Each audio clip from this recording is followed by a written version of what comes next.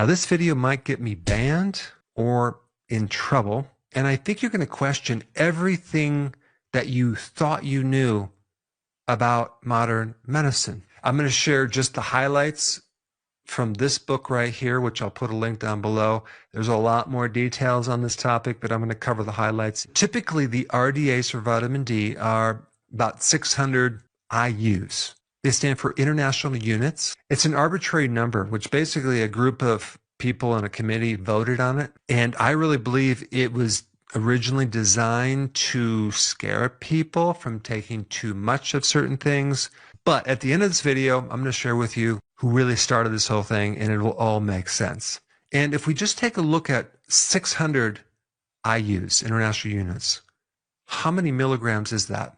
That's just a little bit more than 1/10 of 1 milligram. That's a very small amount. For the last 100 years, vitamin D has been a very controversial topic because I believe it helps so many people in so many ways. We used sunbathing called heliotherapy back in the early 1900s. This was before vaccines and this was before antibiotics. And they would heal up their TB and their asthma, osteoporosis, tooth decay, psoriasis, mood issues, diabetes, heart disease. And then what happened? We're told to stay out of the sun. Here, take your sunblock. Vitamin D can be toxic. What you need to know is 600 IUs is basically standing out in the sun in the summer 1.8 minutes, less than 2 minutes. 10,000 IUs is standing out in the summer sun for about 30 minutes. But in the last 100 years, this number 600 IUs has been pushed on people. That's what you need. And because of some vitamin D toxicity issues, the government commissioned the University of Illinois, Chicago to do a study on the toxicity of vitamin D. The previous reports of vitamin D toxicity was related to improper production techniques. So it really wasn't about the vitamin D itself. It was in the manufacturing of vitamin D. Now, this study that they did went on for 9 years. It involved hundreds of doctors, 773 patients, 63 dogs. Take a wild guess what type of dosage they used for vitamin D. 200,000 to 1 million IUs. Well, guess what? They did not find any toxicity. Now, what you have to realize is that vitamin D3 is very special in that it's an immune modulator. The Institute of Health is kind of a governing body, and they're the ones who recommend 600 IUs of vitamin D3. Here's the problem with those numbers and their evaluation. There was 2 other organizations who reevaluated their data and found that they made some mistakes. What was 600 IUs should have been 8,895 IUs. Let's take a look at one of the major vitamin D researchers. And he invited me to talk. I got up and presented this data to, these were the top vitamin D researchers in the world, all assembled there.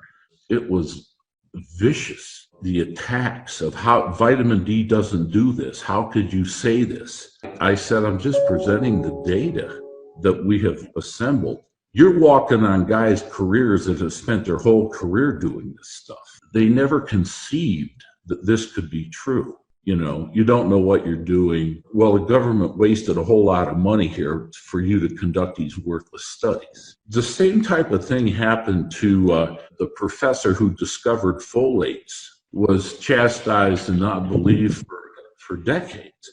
That how could a nutrient have this kind of an effect? Of course, he turned out to be true, but it was the same sort of attacks. Take a look at these interesting graphs.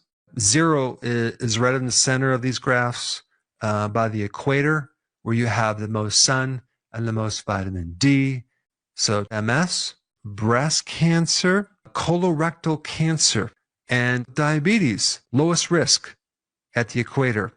So this just gives an interesting correlation between latitude and certain diseases. Now, I want to share some additional things. In 1900 to 1910, a lot of people got rickets. It was common back then.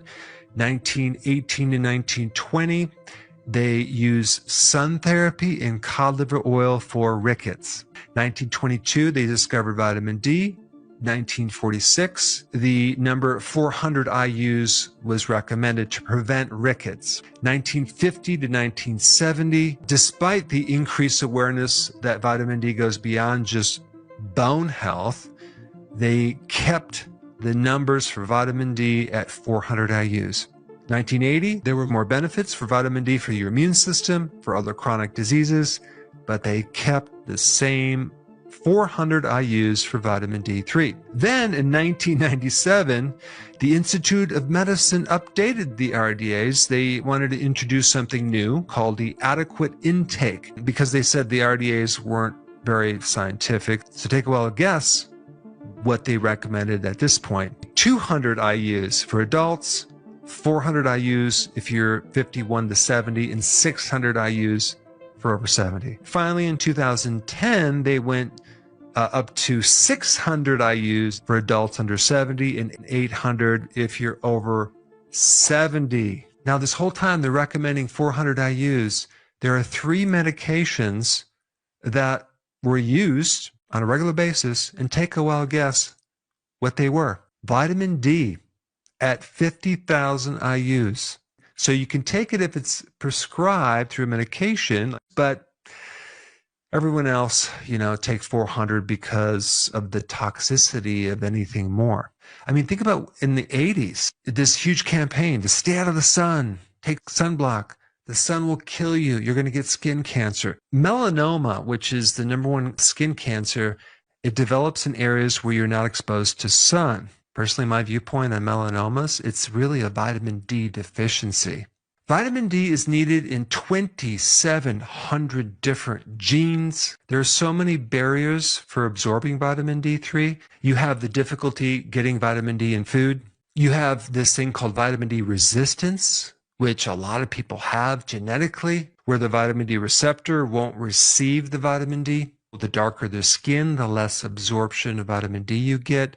The older the skin, the less vitamin D you create. The more you weigh, the less vitamin D you're going to absorb because vitamin D gets diluted into the fat cells. But it's very obvious to me that Big Pharma, modern medicine, want you to take extremely low doses of vitamin D, if any vitamin D at all. So this is just scratching the surface. If you want the complete data on this history, check out this book right here.